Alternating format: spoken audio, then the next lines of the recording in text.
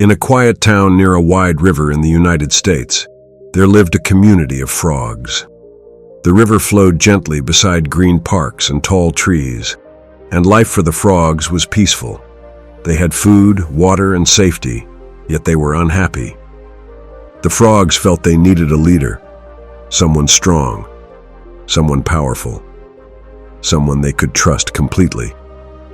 "We need a king," the frogs said to one another. "If we have a king, our lives will be better." So they gathered near the riverbank and prayed to nature for a ruler. Not long after, something heavy fell into the water with a loud splash. The frogs jumped in fear and hid behind rocks and leaves. Slowly, they peeked out and saw a large wooden log floating in the river. "This must be our king," they whispered. At first, the frogs were scared. The log was silent and still.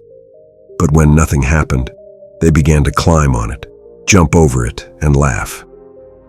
"This king is harmless," they said. "He lets us do anything." Days passed and the frogs grew bored. "Our king does nothing," they complained. "We want someone active, someone who leads." Once again, they prayed for a new king. This time, nature answered quickly.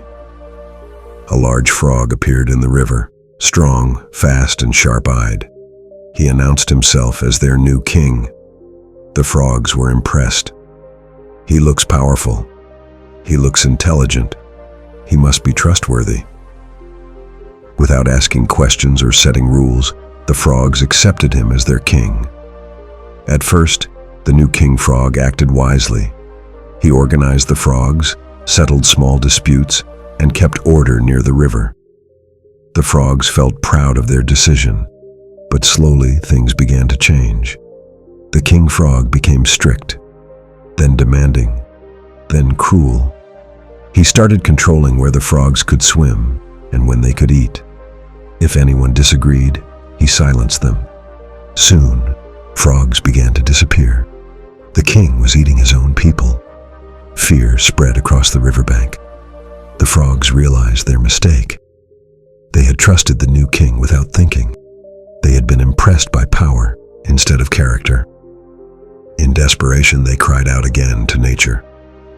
"We made a terrible mistake," they said. "Please save us." But the answer was firm and clear. "You asked for a ruler and chose blindly. You must now live with the result." The frogs finally understood the truth, but it was too late. They had learned a painful lesson. Not everyone who looks strong is trustworthy. Not everyone who promises leadership deserves trust. From that day on, the remaining frogs lived quietly, remembering their mistake. They no longer searched for rulers without wisdom. They learned to observe, question, and trust carefully. Moral of the story: trust wisely, not blindly. Power without character can destroy those who follow it.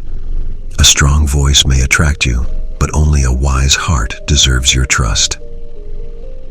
All right, friend, if this gave you something to think about, do me a small favor. Give it a thumbs up, and don't forget to subscribe for more content like this.